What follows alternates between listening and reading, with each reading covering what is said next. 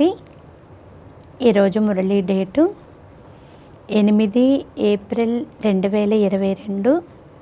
బాబా చెప్తున్నారు, మధురమైన పిల్లలారా, మీ స్థితిని మంచిగా తయారు చేసుకోవాలనుకుంటే అమృత వేళలో లేచి ఏకాంతంలో కూర్చుని మేము ఆత్మలము, ఇప్పుడు మేము తిరిగి ఇంటికి వెళ్ళాలి, ఈ నాటకం పూర్తి అయింది అని ఆలోచించండి. ఈరోజు మురళీలోని ప్రశ్న, పూర్తిగా బలి అవ్వడము అనగా అర్థం ఏమిటి అని బాబా అడుగుతున్నారు. సమాధానము, పూర్తిగా బలి అవ్వడము అనగా బుద్ధి యోగము ఒకే వైపు ఉండాలి. పిల్లలు మొదలైన దేహదారులెవ్వరూ గుర్తు రాకూడదు. దేహభావం తెగిపోవాలి.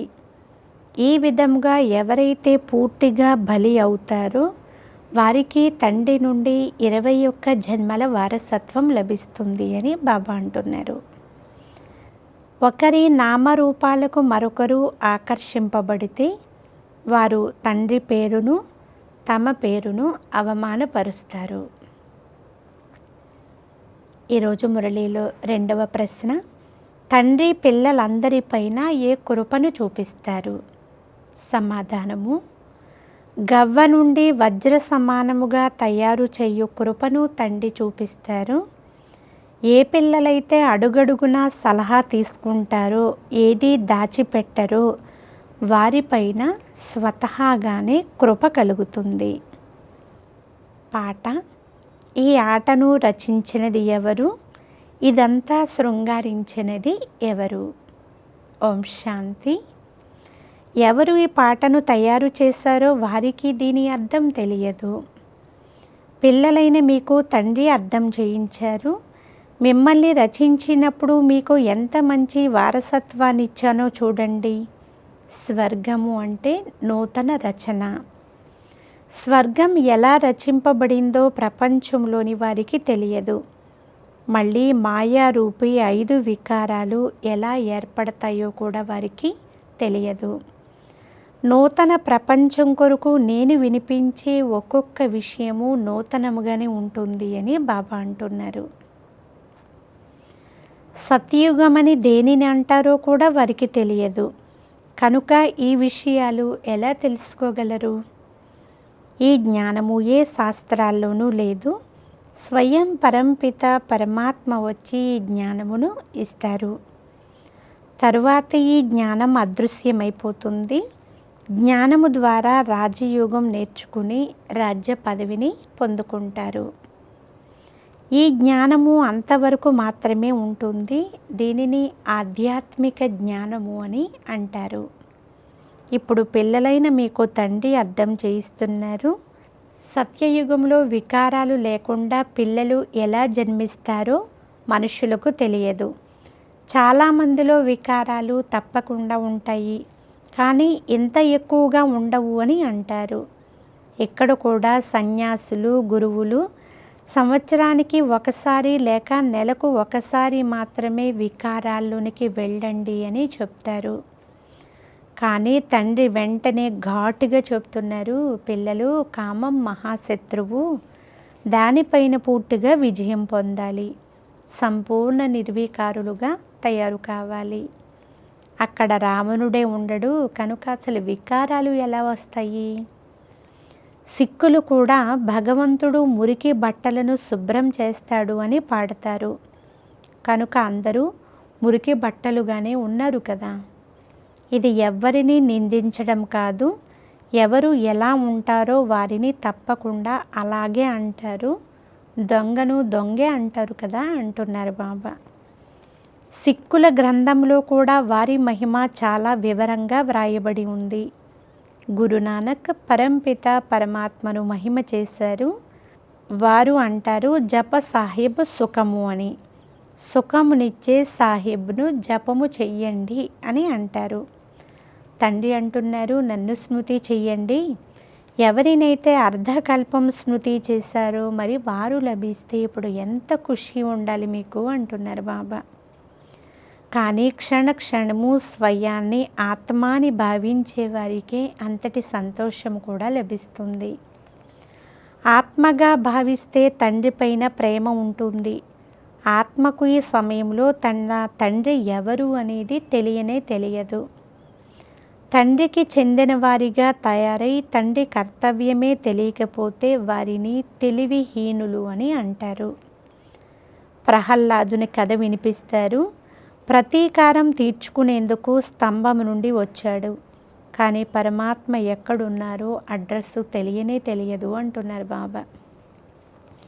ఇప్పుడు పిల్లలైన మీకైతే తెలుసు కదా, మీరు బ్రహ్మ కుమారీలు. ప్రజాపిత బ్రహ్మ పేరు కూడా చాలా ప్రసిద్ధి చెందింది. వారికి స్త్రీయే లేకపోతే పిల్లలు ఎలా జన్మిస్తారు? కావున తప్పకుండా ముఖ వంశావళిగా ఉంటారు. మీరు ఈ విషయాన్ని కూడా ఇతరులకు క్లియర్గా అర్థం చేయించవచ్చు అంటున్నారు బాబా. మేము బ్రహ్మ కుమారీలము. ప్రజాపిత బ్రహ్మ పేరు విన్నారు కదా, కనుక పరంపిత పరమాత్మ బ్రహ్మ ద్వారా రచనను రచించారు. మొట్టమొదట బ్రహ్మను రచించారు, తర్వాత బ్రహ్మ ద్వారా బ్రాహ్మణులను రచించారు. తండ్రి తెలియచేస్తున్నారు, నాకు ఎంతమంది ముఖవంశావళి ఉన్నారో చూడండి. అందరికీ వారసత్వం అయితే శివబాబా నుండే లభిస్తుంది. ఎవరిని దత్తు చేసుకున్నారో వారు తప్పకుండా పేదవారిగానే ఉంటారు. మొట్టమొదట బ్రహ్మను దత్తు చేసుకున్నారు, తరువాత బ్రహ్మ ద్వారా ముఖ వంశావళి తయారయ్యారు. ఆ గర్భజనిత బ్రాహ్మణులు శారీరక యాత్రలు చేయిస్తారు. ఈ బ్రహ్మ ముఖవంశావళి బ్రాహ్మణులు ఆత్మిక యాత్రను చేయిస్తారు. ఈ ఆత్మిక యాత్ర గురించి ఎవ్వరికీ తెలియదు. నిర్వాణ ధామానికి వెళ్ళాలి అని పురుషార్థం చేస్తారు. కనుక బుద్ధి యాత్ర బ్రహ్మతత్వం వైపు ఉంటుంది. అది బ్రహ్మతత్వ యాత్ర. మేము బ్రహ్మంలో లీనమైపోతాము అని అంటారు. అలాంటప్పుడు శారీరక యాత్రలు చేసే అవసరమేముంది? యాత్ర చేసేది నిర్వాణ ధామం కొరకు. దానిలో జ్యోతిలో కలిసిపోయింది అని, నీటి బుడగ నీటిలో కలిసిపోయింది అని అనరు. ఈ యాత్ర చేసేది ఆత్మ బ్రహ్మతత్వంలోకి వెళ్తుంది. ఇది ఆత్మిక యాత్ర. మిగిలినవన్నీ శారీరక యాత్రలు. నిర్వాణ ధామానికి ఎవరు తీసుకుని వెళ్ళగలరో వారికి తెలియదు. ఇప్పుడు అనంతమైన తండ్రి చెప్తున్నారు, నేను అందరినీ తీసుకుని వెళ్తాను. అందరికీ మార్గదర్శకులుగా తండ్రి అవుతారు. అందరినీ తీసుకుని వెళ్తారు. సత్యయుగంలో చాలా కొద్ది మంది మనుషులే ఉంటారు. మిగిలిన ఆత్మలన్నీ తిరిగి వెళ్ళిపోతాయి. ధర్మసమ్మతమైన న్యాయసమ్మతమైన మాటలను మాత్రము తండ్రి తెలియచేస్తారు. ఇప్పుడు మీరు సత్యమైన యాత్ర చేస్తున్నారు. మనమంతా ఆత్మలము. ఇప్పుడు నాటకం పూర్తి అవుతుంది. తిరిగి ఇంటికి వెళ్ళాలి. ఇది మాత్రం పక్కా అయిపోవాలి అంటున్నారు బాబా. ఏకాంతంలో కూర్చుని నేను ఆత్మను అని విచారం చెయ్యండి, అంటే ఆలోచన చెయ్యండి. తండ్రి మనల్ని తీసుకుని వెళ్ళేందుకు వచ్చారు. ఇది చీచీ శరీరము. ఈ విధంగా మీతో మీరు మాట్లాడుకోవాలి. దీనినే విచార సాగర మథనము అని అంటారు.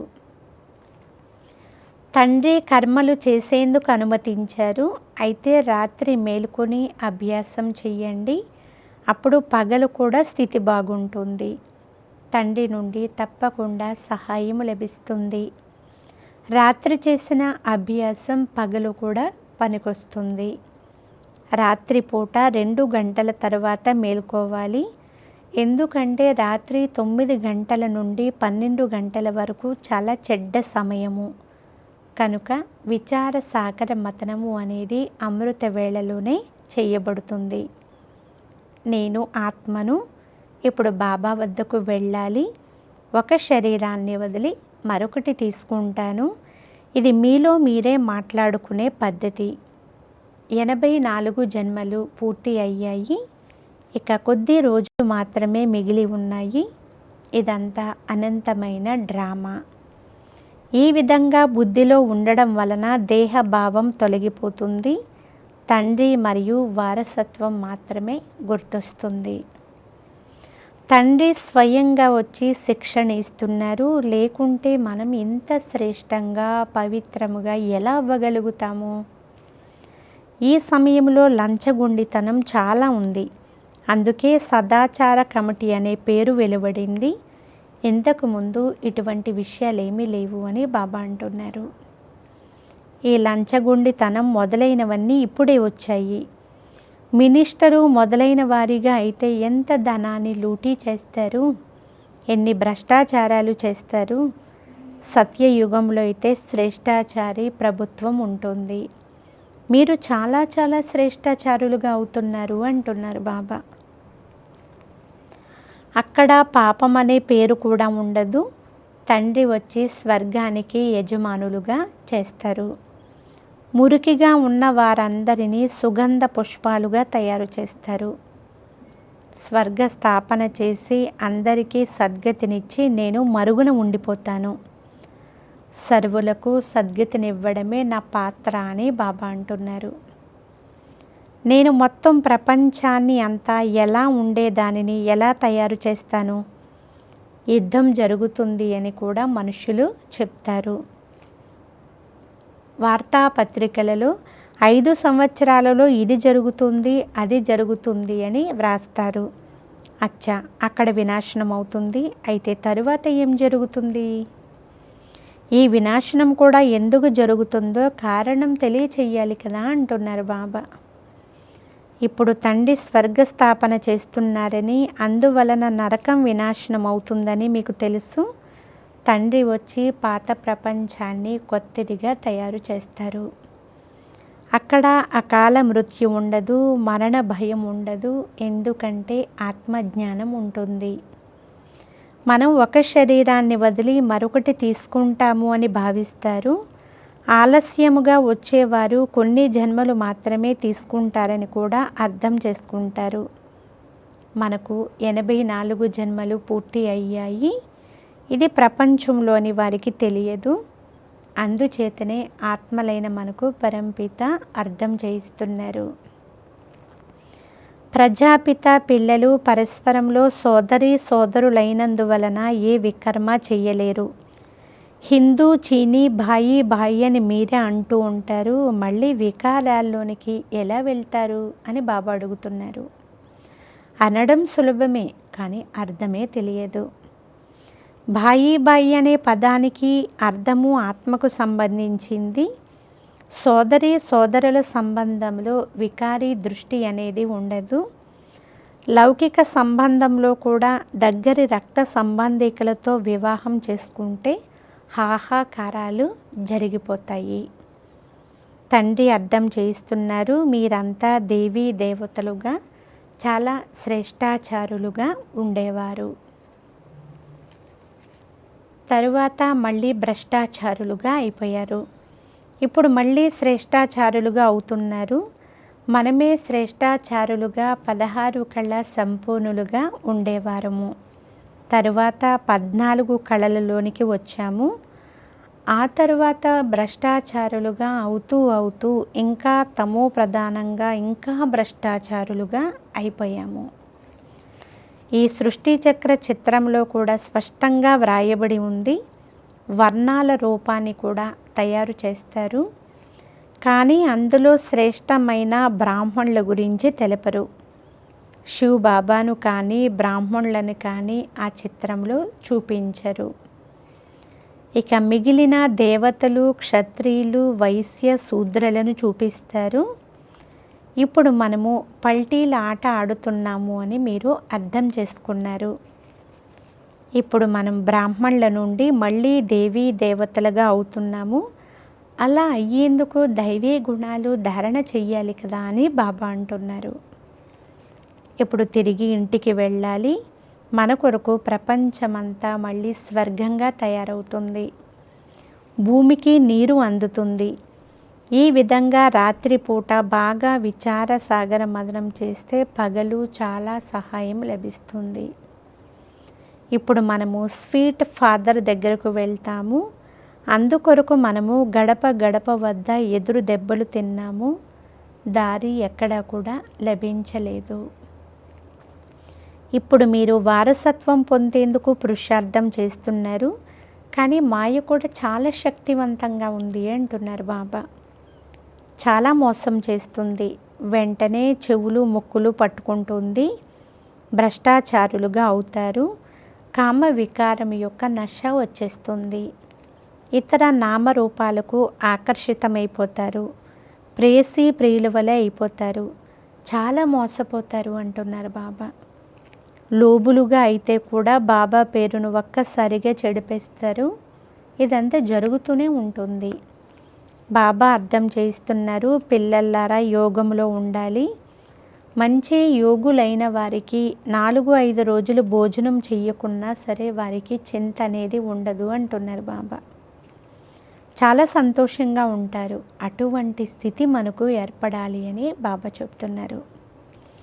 నాలో ఏ వస్తువు పట్ల లోభం లేదు కదా అని స్వయాన్ని పరిశీలన చేసుకోండి.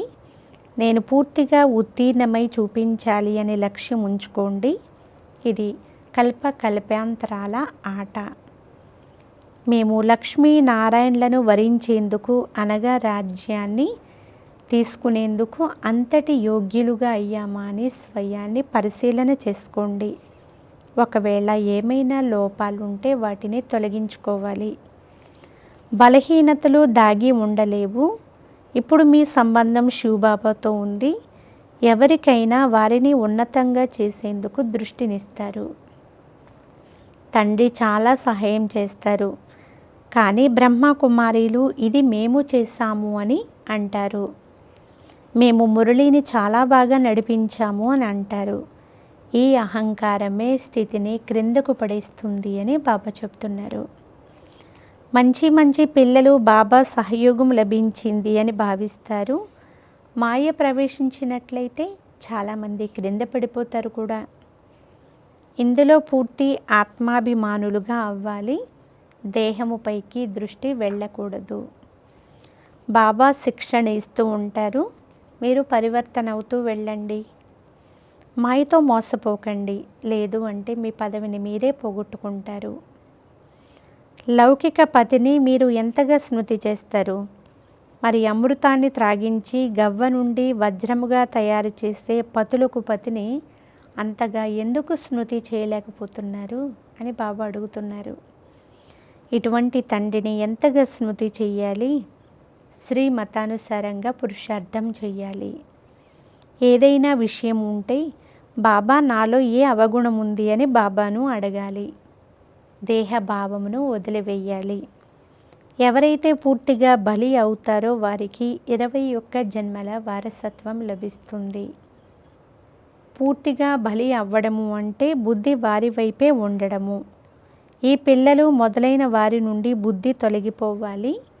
బాబా చెప్తున్నారు, దీనికి బదులుగా మీకు అక్కడ సర్వస్వము కొత్తవి లభిస్తాయి. భగవంతుని కృప ద్వారా మాకు కొడుకు లభించాడు అని అంటారు. ఇప్పుడు భగవంతుడు స్వయంగా చెప్తున్నారు, ఆ కృప అల్పకాలానికి మాత్రమే అంటున్నారు బాబా. ఇప్పుడు మీపై చాలా కృప చూపిస్తాను. మిమ్మల్ని గవ్వ నుండి నేను వజ్రంగా కూడా తయారు చేస్తాను. గృహస్థంలో ఉంటూ ఇవన్నీ తండ్రివే అని భావించండి. అడుగడుగులోనూ బాబా నుండి సలహా తీసుకోండి. బాబాయే సలహా ఇస్తారు.